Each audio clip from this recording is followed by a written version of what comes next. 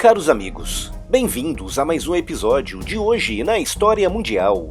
Hoje vamos destacar o dia 13 de janeiro. Neste dia, Portugal e Espanha assinaram o Tratado de Madrid, uma tentativa de acabar com as disputas territoriais entre a América Portuguesa e a América Espanhola.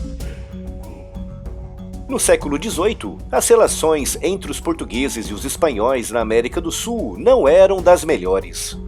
Portugal tinha um objetivo claro em mente: expandir o máximo possível a sua presença naquele continente, ao longo da costa e, principalmente, em direção ao vasto interior. Mas essas pretensões esbarravam no bastante desatualizado Tratado de Tordesilhas, assinado em 1494, antes mesmo da chegada oficial dos portugueses ao território que hoje corresponde ao Brasil.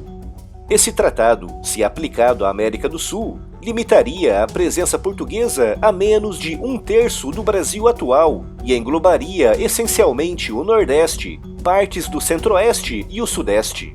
Mas no início da colonização portuguesa e espanhola na América Latina, as fronteiras não eram nada claras e não haviam pontos exatos e precisos de demarcação.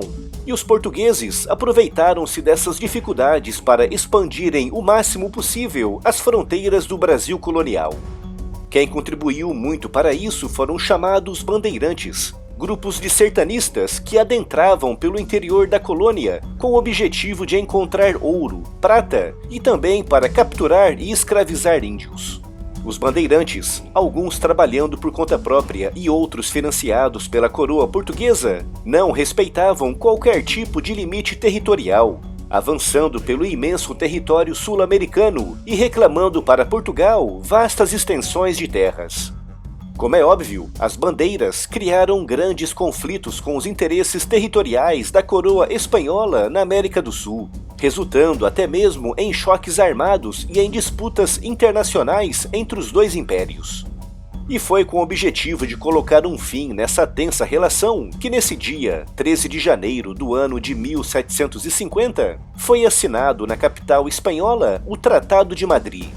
Nesse tratado, ambos os lados reconheceram violações do Tratado de Tordesilhas, mas concordavam em respeitar os novos limites estabelecidos. De acordo com o texto do Tratado de Madrid, os limites entre os dois estados seriam definidos tendo por base os assentamentos existentes naquela época, e seriam baseados não em linhas imaginárias, mas sim em características geográficas claras e inequívocas, como cadeias de montanhas, vales e rios.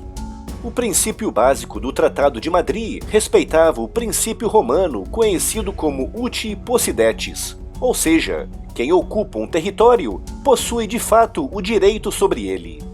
A redação do tratado ficou sob a responsabilidade de Alexandre de Gusmão, de família portuguesa, mas nascido na cidade de Santos, e que naquela época tinha na sua posse os mapas mais precisos da região.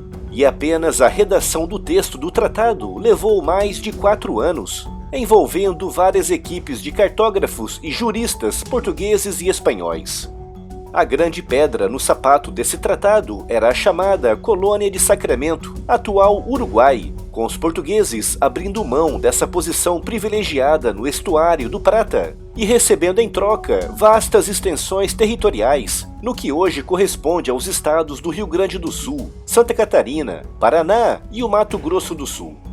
Uma das manobras mais inteligentes dos portugueses naquela época foi o envio de pequenos grupos de famílias o mais para o interior possível do Brasil colonial.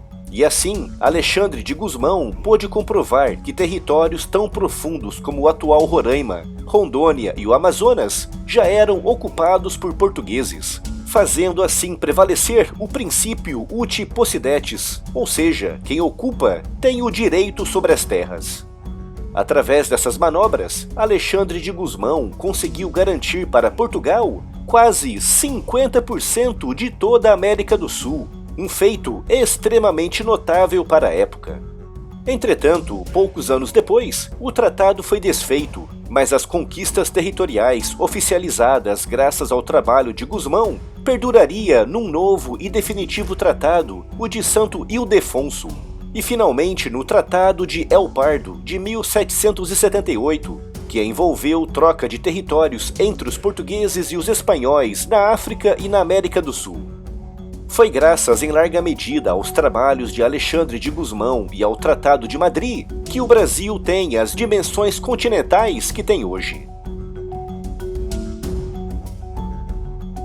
Se gostou do vídeo, deixe aqui a sua curtida e não se esqueça também de se inscrever no canal. Obrigado e até amanhã!